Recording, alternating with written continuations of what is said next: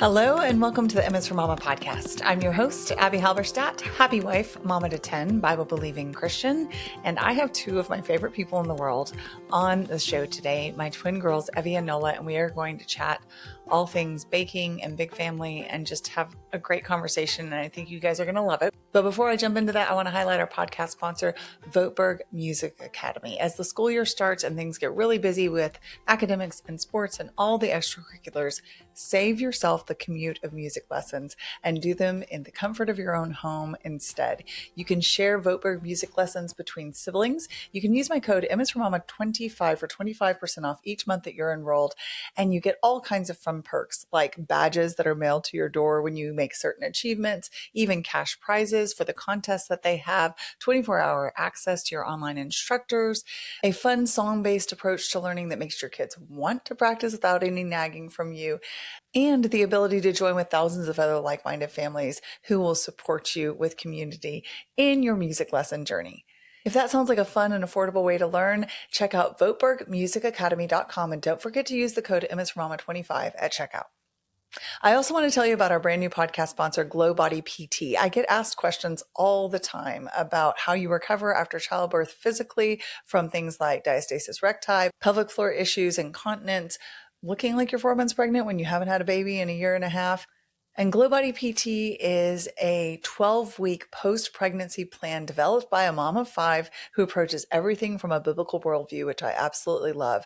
The program is aimed at helping you close that gap between your abs, heal your pelvic floor, and help you feel like yourself again. You can use the code MSForMama20 for $20 off the 12-week program at GlowBodyPT.com. Again, that's MSForMama20 for $20 off. Well, hey friends, I have an especially sweet treat for you today in the form of my twin daughters, Evy and Nola, on the podcast as my guests. Thanks for coming on, girls. Thank you for having us. I'm glad you're here. They are some of the sweetest, most cheerful, most fun to be around, hardest working, most creative girls I know. And I say that as their mama, who is absolutely 100% biased, and I fully admit it. But I also have known a lot of girls their age teaching public school, private school, homeschool co-op through the years and being around a lot of kids. And so I am excited to share them with you today because they are true gems. Tell us about yourself, Evy. I'm Evy. I'm 13 years old and I am the second oldest daughter. And there's Nola. I'm Nola.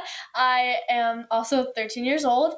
I am the fifth child of 10 and I am the youngest daughter. Okay. So for anyone that doesn't know, not everyone that listens to this podcast has been here for forever. So I have 3 daughters all together in age. So 15, 13, 13, and then 7 sons, 2 at the beginning and 5 little boys stair step at the end.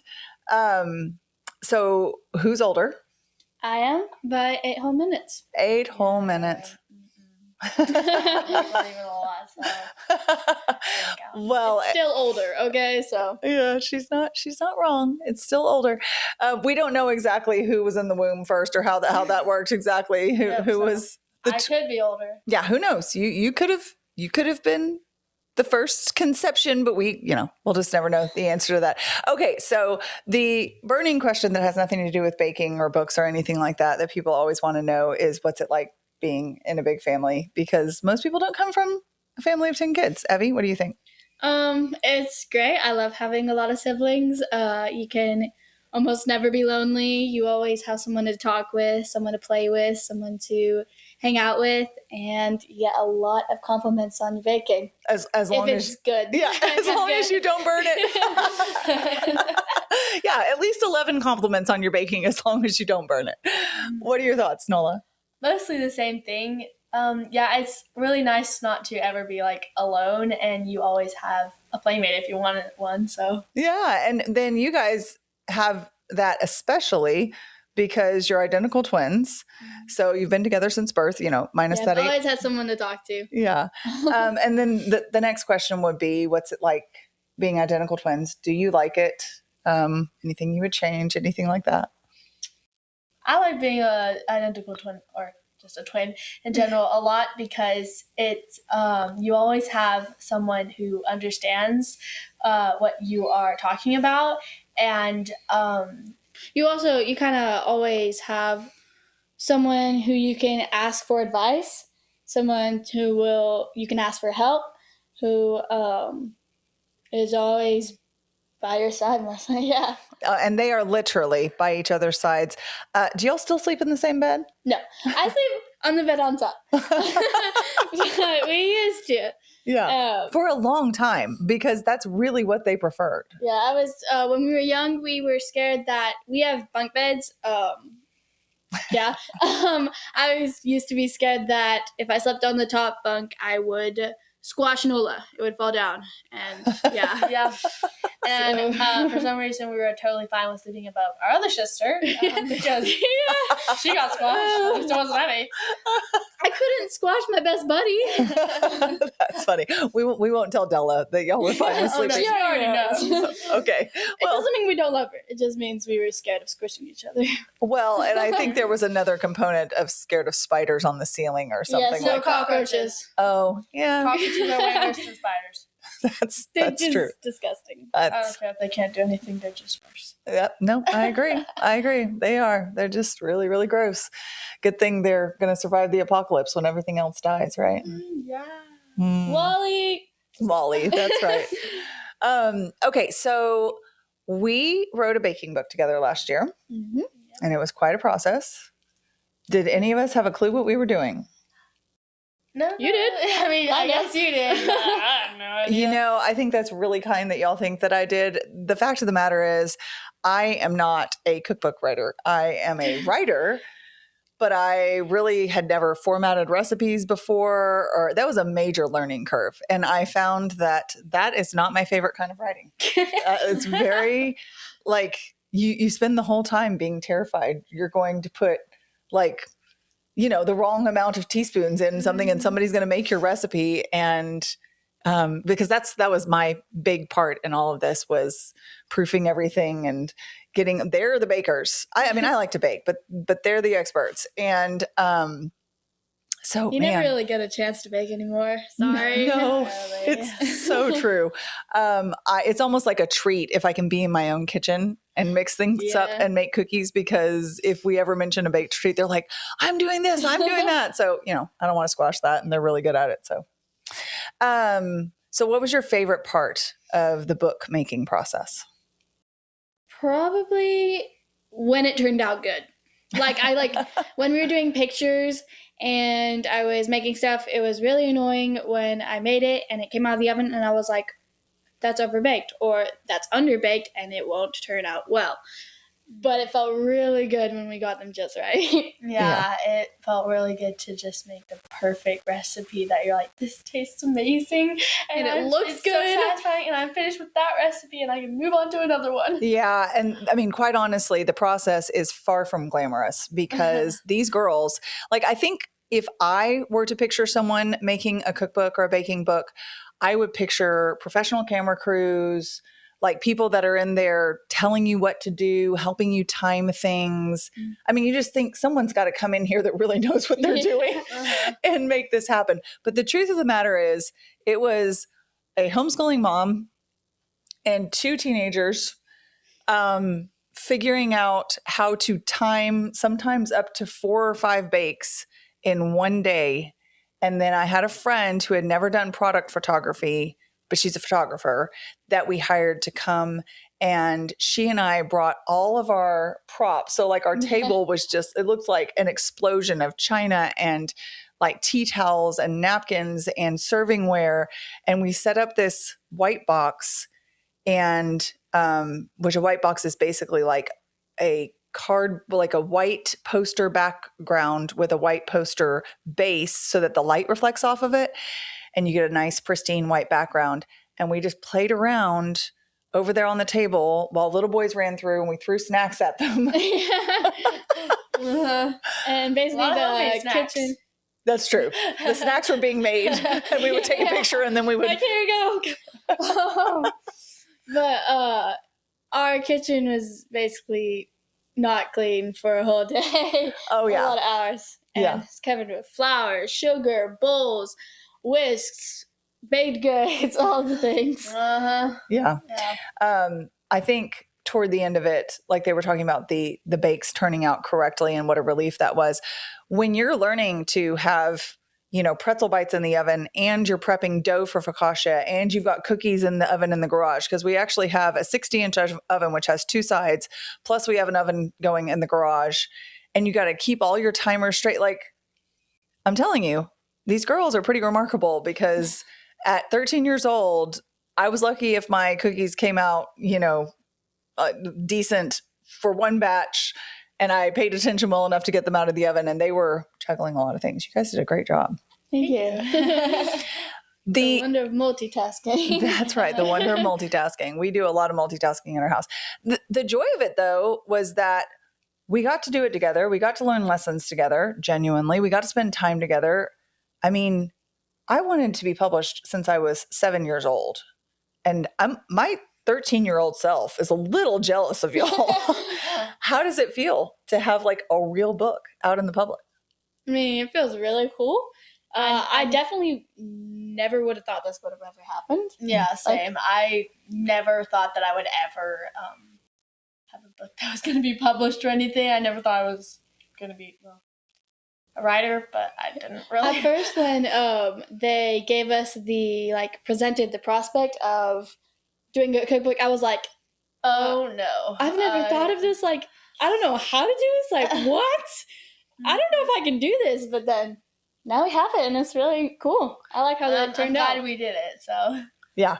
I think that that's a pretty good metaphor for a lot of things in life. I can't tell you how many things have been incredibly daunting when I've never done anything to do with them before. And then how do you eat an elephant? You eat it one bite at a time. It seems completely overwhelming and way too big to ever handle. And then you just kind of start on the process. So I'll give you a little bit of background. Goodness, I don't know exactly what the timing was. I'm trying to think when we dreamed this up. But I think it was October of 2024, maybe. And I was in Oregon, in my publisher's hometown, and Sean was with me, and we were having breakfast with my publishers. And one of them, named Heather, basically said, I wish that I could find a baking book for my daughter, who's going to be a preteen soon. She goes, any chance your girls want to write one? And she kind of said it what seemed like as a joke, like in passing. She was like, Evy and Nola don't want to write a baking book, do they? And then we went on to keep talking about other projects, but it just stuck in my brain. And so about 10 minutes later, I circled back and was like, so if any, and at the time the girls would have been like 11 or 12. And I said, if anybody could pull this off, with my help, I mean, an adult obviously has to be part of it. It would be Evy and Nola. And I think they would be really good at it. And I think my audience would love it. Were you serious? And she goes, yeah, I actually was. I didn't think you were going to say that. But yes, I've been looking for this book and I can't find it for the market. And she's a publisher and she knows where to look. And so I was like, okay, there's a hole in the market. This is a project I can do with my girls. I don't know what I'm doing either, but we'll figure it out, and figure it out we did. And here we are. And how do y'all think that the book turned out? I think it turned out great. Honestly, I love how the pictures turned out. They're super fun and colorful and bright, and all the recipes we've made, I actually really love. So it turned out better than I expected it ever to be. So yeah, I'm very happy with it. My best friend, Lindsay Long, that does all of the illustrations in my trade books, the Image for Mama trilogy, also did art for the book. She's incredible. This is the first full color illustrations that we've been able to include in a book, because all of the other ones have been black and white. And at one point, so there's this incredible French toast recipe. Talk about that for a second. What do we do? We make stuffed French toast. It's with raspberries and cream cheese, and it's strawberries. But it's for our Christmas breakfast. It's a tradition we do. It's so good. Yeah, it's even better now that Nola makes homemade brioche now. Yeah. That's one of the best parts. Yeah. So we got this beautiful picture with all of the gooey yumminess that they're describing dripping down it. And Lindsay painted it because there's an illustration of one of the pictures at the beginning of each section. So there's 6 different sections: snacks and breakfast and baked and bread and like special treats. And I'm forgetting some. I'm trying to remember. We have cookies and bars. There you go. Special desserts, snacks, breads, and breakfast. And I didn't count those, but that's either 5 or 6. I could be. It's been. I counted it as 5. There you go. There's 5. And so each section has one of Lindsay's illustrations. And my husband actually saw the illustration of the French toast picture, but it was Lindsay's drawing. And he was like, I really like how she kind of almost artified that picture. And I was like, it's not artified. Like, she drew that. It's gorgeous. It's just really beautiful. We've included also some tidbits called Behind the Apron, which what's that, girls? It's basically kind of like an interview with us, but on paper. And it's kind of, we answer questions about ourselves. Yeah. Like some of our favorite books and or what did our, like our mistakes and stuff, like some of our biggest mistakes. What is your favorite thing to bake? What is your least favorite thing to bake? That type of stuff. Yeah, so we've included some kind of human interest little tidbits. The book is aimed at ages 10 to 15 officially, because publishers have to have like things that they put on their descriptions of their books. But if you've got a child that is younger than that and you feel comfortable being in the kitchen with them, or they're just advanced, then absolutely this book is for you. Could be boys, could be girls. If you have an older teenager, do you think these recipes are only for little kids? No. If you're 5, you probably won't be able to make it. Yeah, that's true. Sorry. You could break it to you. I will say that is true of the more advanced recipes, but there's homemade goldfish, there's homemade pretzel bites. There's some things that if your mom was in there with you, probably if you were little, you would be able to make about half of these recipes. If your mama was right there beside you. Yeah. Especially like no bake power balls. Yeah. Because you just got to smash it all together. There you go. Yeah. So Toby and Tyus helping me make those. Yeah, roll them up, stuff like that.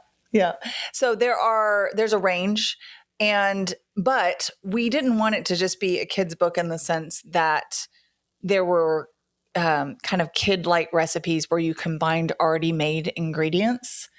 We have some options so that if you want to take something like, for example, our family's favorite birthday cake is in there, and you can use a boxed cake, but we have the full from scratch recipe. So there's from scratch recipes for everything in there. But if you wanted to do a shortcut and use store-bought graham crackers, you absolutely can. But we have a homemade graham cracker recipe in there. One of the examples of that is our cookie recipe. It's toffee cookie, but we also have toffee recipe.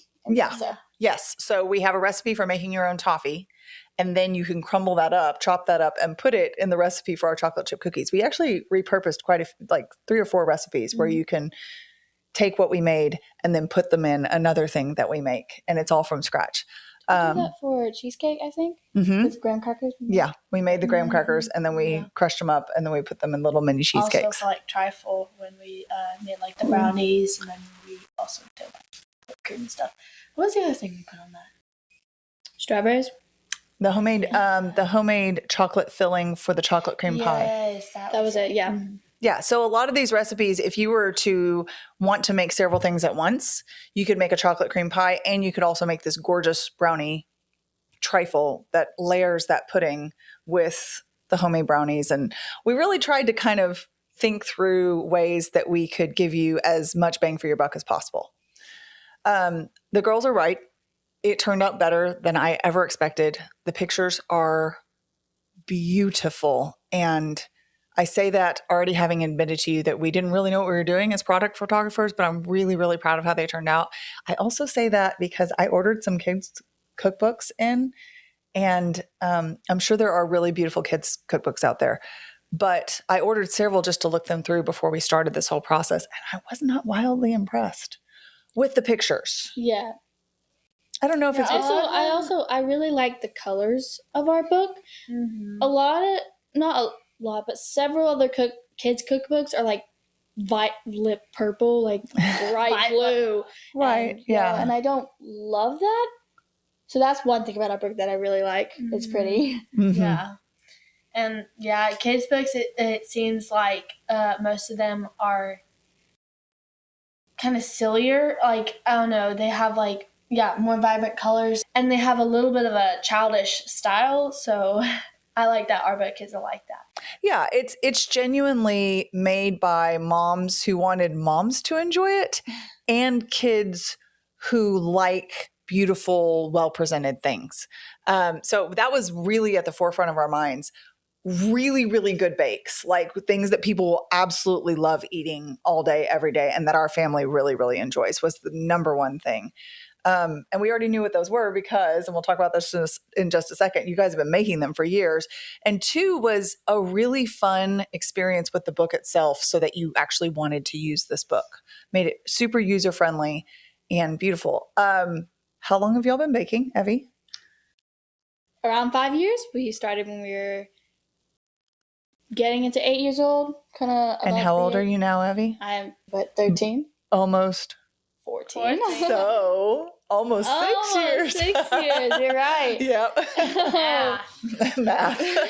Which y'all have to do quite a bit because when they first started doing recipes, the recipes would be for like 12 servings. So our homeschool math was a lot of times doing what?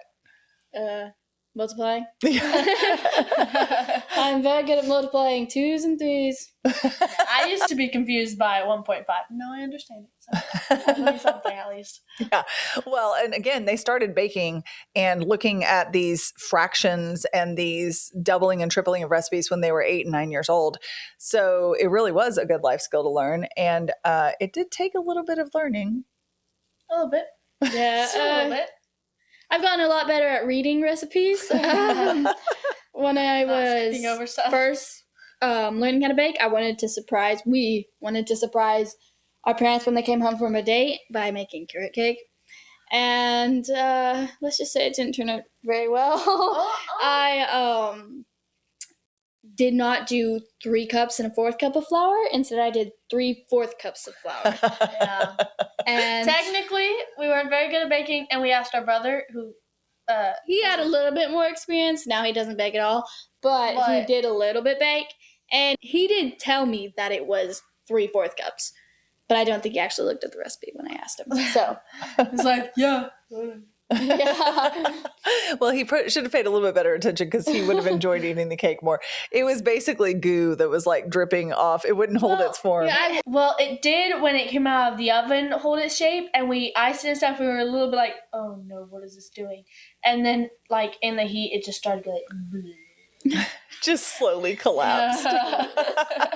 So why did y'all want to start baking at the very beginning, Nola? On Saturday mornings, when Mama was pregnant, we just wanted to surprise our family with breakfast. So we started to look at a lot of recipes, and we were surprised sometimes. Especially by our green eggs. And so basically, I don't know exactly what happened, but we had this ceramic. Like it had a ceramic coating on top of cast iron. Yeah. And I don't know what these girls did, but I don't know if they oxidized the eggs or what, but they had this kind of green bluish cast. I'm sure I'll get a comment telling me what the scientific process was that turned the eggs into. I would love to know because maybe this is how they made green eggs and ham in Dr. Seuss. Oh, yeah. He just saw our eggs and was like, I'll write a book. Well, or maybe he used the same wrong process that y'all used. Yeah. But in any case, there are several family members that are now off scrambled eggs for life. I'm included in that. Oh, that's funny. It's sad. I don't really like scrambled eggs anymore because it's green. But that's okay. We recovered from that and we moved on to all these wonderful bakes that you did. They came to me basically when I was very pregnant, and then when I was nursing newborn twins and not getting hardly any sleep, and they were like, Mama, we're going to do this amazing thing. We're going to help you out so much, and we're going to do a breakfast every Saturday morning. Now, keep in mind, I'm a homeschool mom. This is September because all of my twins, Evie, Nola, Titus, Toby, all share the same birthday. So this is the end of September. School is in full swing, and I am trying to keep 2 newborns alive. I have 8 other children, And the only morning that I get to sleep in at all is Saturday morning because my husband is not working and I can go climb back in bed. And they're like, Saturday morning, we're going to bake. And I was like, no. Because I was like, I'm going to have to be up and like helping them. And oh man, that was going to be the morning that I slept in. So as wonderful as it sounds to all the mamas out there making the Saturday morning breakfast, to have breakfast made for you, when it's 8-year-olds telling you that, you're a little bit like, oh, shoot. Oh no. At the time, I thought I was being amazing. You were. So Not amazing, helpful. yes, but I wanted to be. Our motto in our family is be a blessing. And I wanted to do that. And I recognize that. I mean, my internal dialogue was absolutely like, this is an example of children who want to be a blessing, maybe won't be as helpful as they want to be at the beginning, but I'm going to grit my teeth and say yes, because, gosh, did I know it was going to end up here? No. This never even entered my mind. At no point was I thinking one day they'll be good enough to write a book. But I didn't even have, I actually did have MS for Mama at that point. Or I was finishing it up. So I did have a book contract, but no, this thought never occurred to me. So you just never know. I just want to do this as an aside, as an encouragement to the mamas listening out there. You never know what your yes to your kids that's hard for you at the time is going to lead to. The Lord absolutely used that yes, begrudging though it was, of the lack of sleep, and the messes that I knew would happen, because I mean, they're wonderful girls, but they're 8-year-old girls. There's going to be flour explosions and green eggs and spilled this and gooey that and more Way don't too salty stuff. Yeah, stuff that had muffins. a tablespoon of salt instead of a teaspoon at the beginning. But man, the Bible says don't despise the small beginnings, because the Lord is capable of taking that little planted seed and doing amazing things. So I'm glad I fought back the urge to say no, because I did recognize that you guys were going to work really hard at it. My biggest memory at the very beginning was some sort of like pocket thing that y'all made. Do you remember making these? It was some sort of, I think, a ham and cheese pocket or something like that. Yes. Are those the ones? Yeah. Do y'all remember how it went? I like them. I thought it went good. Oh, no. I love the perspective. So I think, her sister just corrected her grammar and said went well. That's funny. Proud mama moment. So the first time I remember they're attempting some sort of breakfast, like Hot Pocket. It had some sort of ham and cheese or something in it. It did not go super well. And I remember no sleep. There were some sort of, they don't remember this. This is the one that stuck in my mind. I remember. And we had to remake. Oh, I know what it was. Something went wrong and it was taking all a while. Cause that's the other thing, is when you have 8-year-olds like saying I'll make breakfast, but then they have to take their time because they're reading the recipe really closely. And sometimes breakfast wasn't until like 11:30 a.m. So this was one of those times. So everybody's hungry. I'm hangry and sleep deprived. And we had to remake everything. Like whatever it was, we had to start over. I'm telling that story not to shame them because they're well past it, but because there is this turkey and cheese Hot Pocket recipe that's in the book now that is So good. phenomenal. And I look back at that version of it that we did 6 years ago where I was like, woo. I do remember there was one time where we were making breakfast and it took a really long time, and mom was like, is it done yet, guys? And we were like, no, sorry. But there are actually quite a few recipes. Tell me some of the recipes that are in the book that came from those early days of baking. Banana muffins. Yep. Ham and cheese pockets. Mm-hmm. Honestly, more of the breakfast recipes because Yeah. that's what we used to do. We used to do breakfast. The scones, the chocolate chip scones. Yes, But I think those turned out pretty well all the time. Yeah, y'all actually pretty much nailed those from the very beginning. Those are the first recipe. Okay. That was one of the first recipes that they really put in. It came out amazing. Everybody raved. Yeah. Ezra now asked for that for his birthday. Yeah. Yeah. Yeah. Did we, was the blueberry muffin sheet cake-ish thingy? I don't remember. Lemon blueberry muffin sheet cake. Yep. Yes, we made that when some of our friends came over to, I don't know what they were doing, but they came over and Mama made breakfast with that. And everybody loved it. So that was actually a mistake because we didn't have enough muffin tins, and so we just put it in a pan. Well, then it turned out great. It turned out great. So hey, that's called serendipity, when just something maybe doesn't go quite like you planned it, but it just turns out even better than you expected. I think we made those when Becca and her family came over. It may have been before that too. It was Menardises. Okay. No. Yes, I thought it was the very crunchy lady. Oh, was it when Emily Morrow and her family came over? I think so. Did we make them? We were in, so we're trying to figure this out because some of these recipes we've been doing for so many years, we don't remember where they came from or whom we made them for. But yes, we did bake something yummy for the Morrows when they came over. We had really very crunchy and her family come over and stay with us, but we were in the rental. Mm-hmm. Yeah. And their baking situation was not ideal. No, it was a very small kitchen. Uh-huh. Didn't have very much supplies, baking supplies. Yeah. we were scrounging for baking measuring cups at that point. But, obviously we're a little spoiled by having a very big kitchen and kitchen land. They have a whole baking corner that we created for them that they just get over there and work their magic in.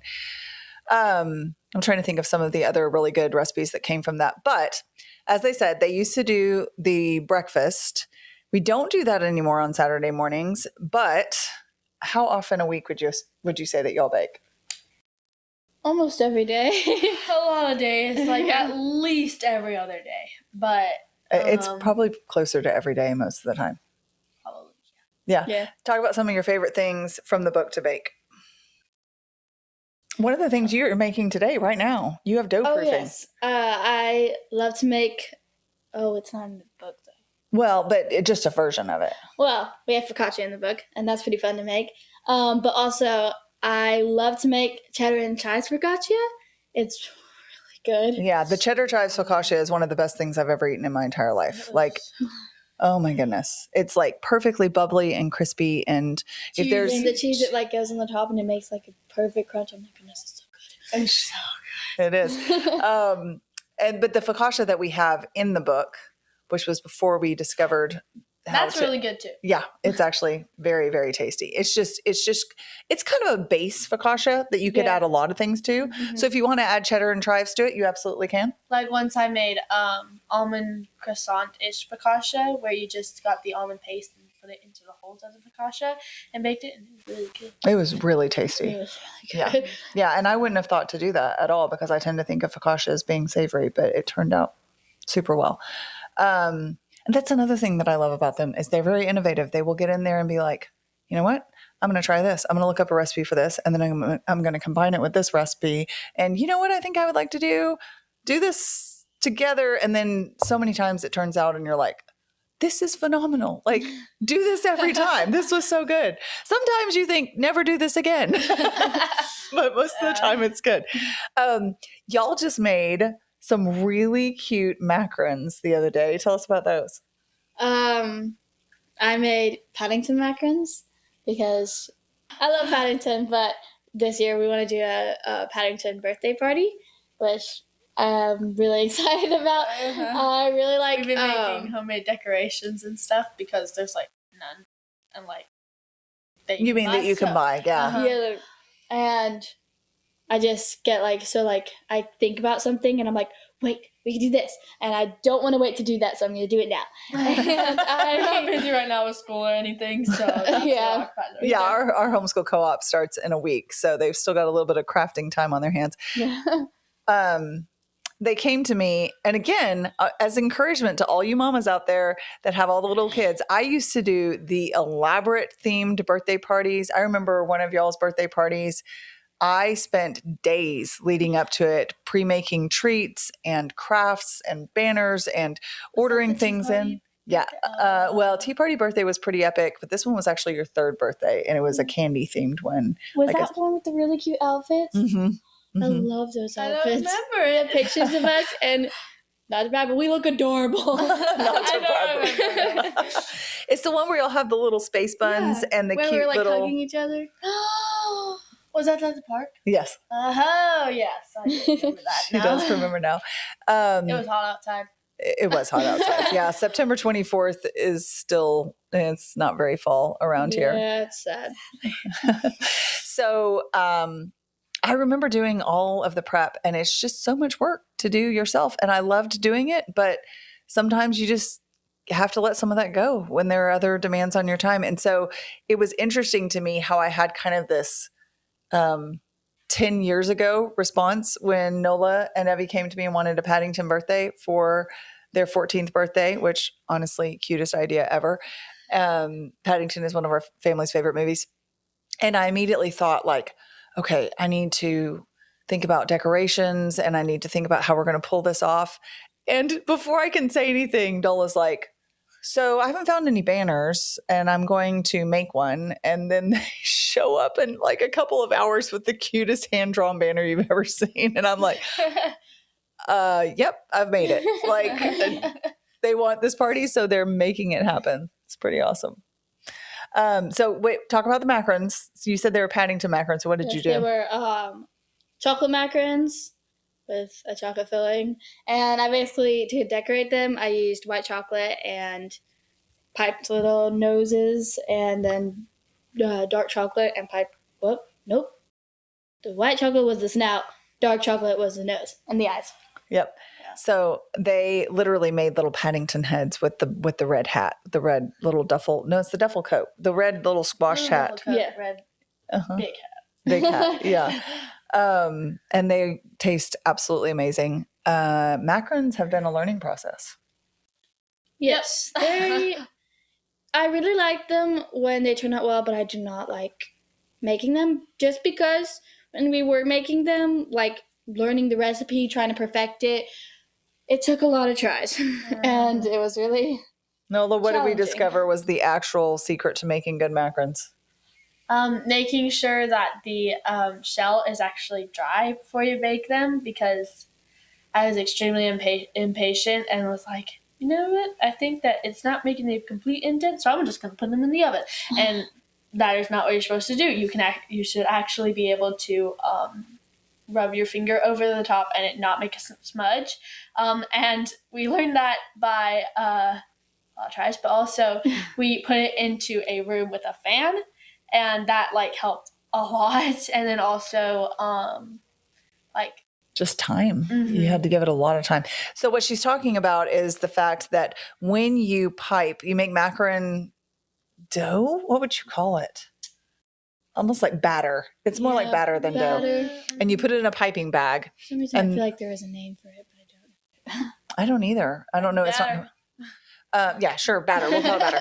And you pipe it onto a little circle on your baking mat, on your silicone baking mat.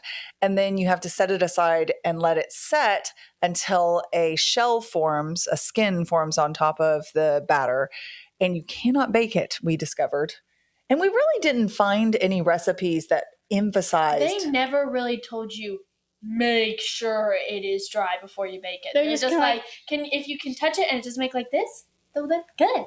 Just Like if it doesn't like come onto your finger and you can just touch it lightly and it doesn't come onto your finger, then you can bake it now.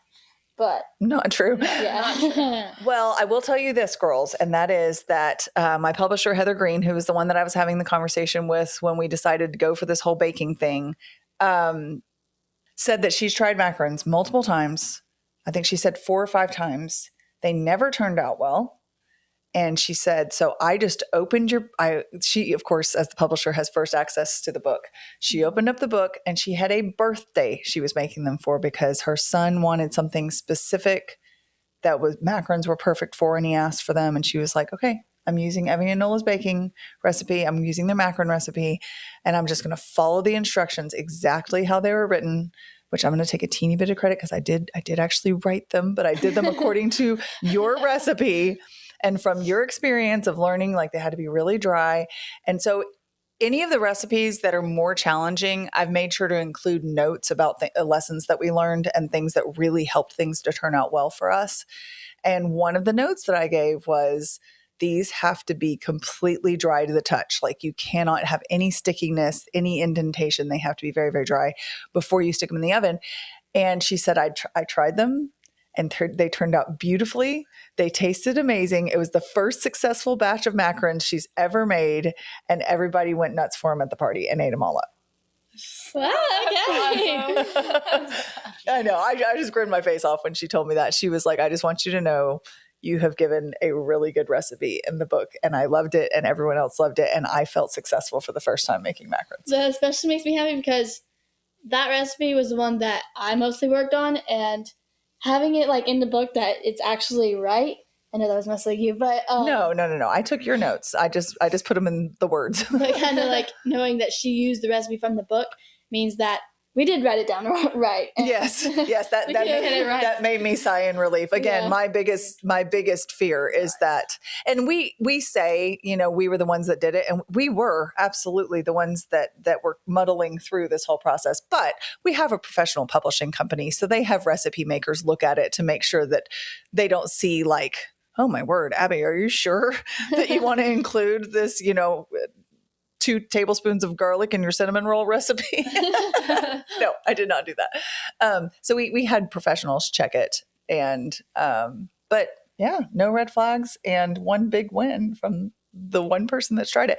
And then the girls will bake from their own recipe book now, so they'll make their own banana muffins, they'll make their own brownies. They have a lot of the recipes memorized, but they've been turning out great. Yeah. So I'm going to go ahead and release this before the book comes out because it comes out in October. But it's in the pre-order phase, so you're welcome to pre-order it. What is the recipe that you're most excited for people to try? Probably the macarons. Yeah. I mean, after Heather's response, I would say yes, I'm excited. too. I'm like, wait, maybe people really love this. Yeah. Probably the brioche bread. It takes a long time, but it's a fun process. You can make so many things out of it, and it's really tasty. It's beautiful, too. Yeah, it is. Comes out super golden and You just feel like a professional baker when it comes out. You're like, oh, I made that? I could sell this at Berkshire's. Berkshire's is a local to us grocery store. There's a lot of them, so some of you may already know what that is, but I just love that you said I could sell this at Berkshire's. It's like 5 minutes from our house. We spend way too much of our time at Berkshire's. Usually when Evy and Nola text us on the way home and say, we need more sugar, we need more eggs, we need more vanilla. We need more butter. That's true. We try to buy our butter in massive amounts. Although one time Berkshire's was where I found, if you follow me on social media, you'll know about the great butter event of whatever year that was. I think it was the end of 2024. I think it was when we were starting to take pictures of the No, it was baking book. Was it last year? No, it was when we were first starting to video. It was the beginning of a year. It was in January. It would have been January 2025. Yeah. And then we had the whole year. But it's been a year and a half probably. So I went to Berkshire's, this little local grocery store that has quite a few around the country at this point. So it's not that little, but to us, it's a pretty small little local chain. And they had Kerrygold butter for I don't remember, like $1 for a box or something insane. I mean, it's literally, I think it's gone up to like $6 a box. It's like at Berkshire's, it's like $6. I think it was $1.60. Yeah. And so I bought every box they had, which was like 20 boxes. And I was so excited because we were about to start testing all of these recipes. And I was like, thank you, Lord, for this amazing butter, this amazing cheap butter for our recipes. And I turned around to leave and I found another stash of it piled up like in this little carousel thing that had cheeses and butters and things in it.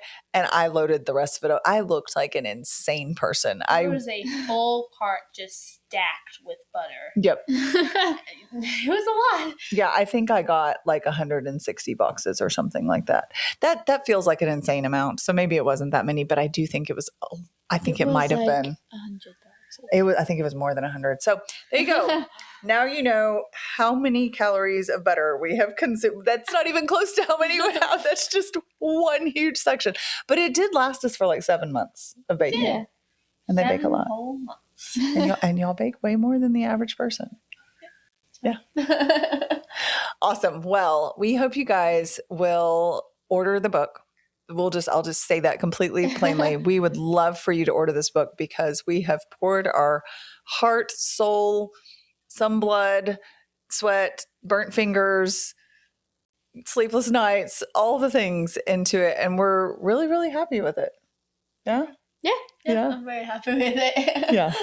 And we think you guys will be too. I'll put all of the information for pre-ordering in the show notes. And we are actually off to make dinner and bake some things right now. I'm going to make the cheddar and chives focaccia. And I'm going to make chocolate chip cookies.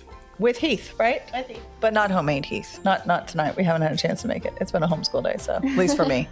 Okay, guys, we hope you have a great rest of your week. Thanks for joining us today, and thanks for girls for being here. Thanks for having us. If you enjoyed the Emma's for Mama podcast, I would be so honored if you would subscribe and follow along, maybe share with friends, or even leave a review. And if you want more content on motherhood and biblical responses to cultural issues, be sure to follow along on Instagram at m.is.for.mama.